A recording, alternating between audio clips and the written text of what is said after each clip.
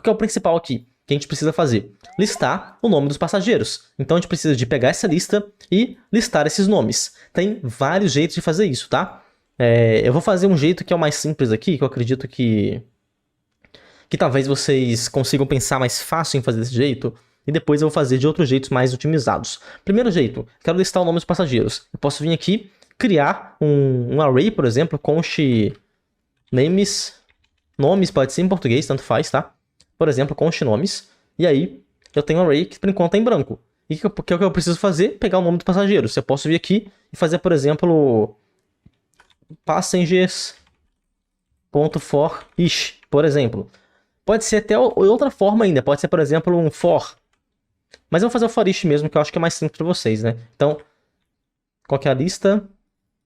A gente tem que passar, inclusive, vamos pensar na ideia também, né? A gente precisa do nome dos passageiros, então o que a gente precisa fazer aqui? Isso aqui é importante vocês pensarem aí no que você precisa fazer na lógica antes de você executar essa lógica. Eu tô tentando até dar um passo maior com a perna aqui, tentando fazer para vocês antes de pensar isso, mas olha só, porque eu já sei, né? Obviamente, para mim é simples isso, mas assim, você tem que olhar para a lista e você tem que olhar para o exercício e pensar na lógica na sua cabeça, ó. O que eu preciso fazer para listar o nome dos passageiros? O que eu preciso fazer? O jeito mais simples que você pode imaginar é, eu vou passar por cada um dos passageiros e salvar esse nome dos passageiros aqui em alguma lista. No caso, na minha lista que eu tenho aqui, na lista nomes. Então eu posso vir aqui, passengers, como a gente faz isso? Isso aqui você precisa saber um pouco de JavaScript, né? Deixa eu abaixar aqui um pouco, aumentar também o tamanho da fonte para vocês. Passengers.forish, por exemplo, é uma função que vai receber, que vai ser uma arrow function, né?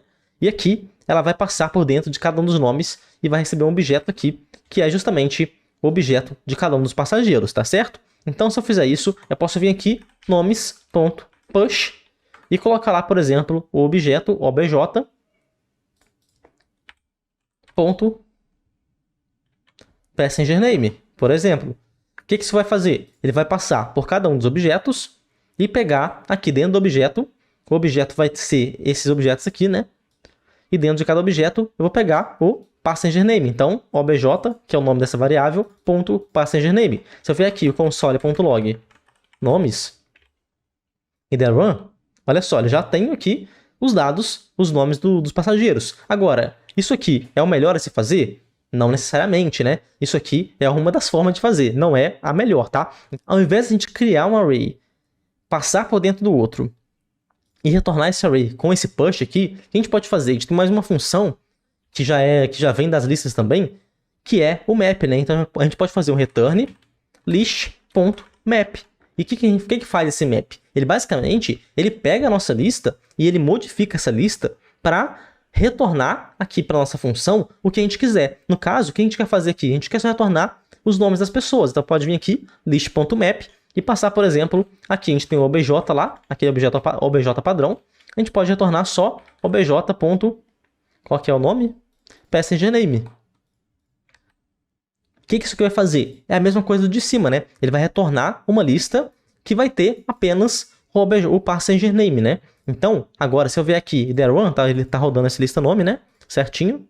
Se eu der run, olha só, retornou também a lista, né? Olha como é mais rápido, mais direto ao ponto.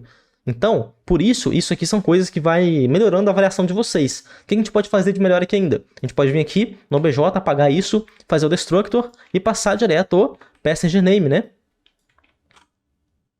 Então aqui ficou até um pouquinho quebrado, mas não tem problema, ó, tá aqui. Então se a gente tiver aqui der run, olha só, é a mesma lista. Então vocês veem que de um negócio super grande a gente vai diminuindo. Se a gente quiser deixar ainda mais otimizado, ainda menor, a gente pode vir aqui e fazer sem o return, né? A gente pode vir aqui, const, lista nome. Quando é um return simples, a gente pode fazer uma arrow function.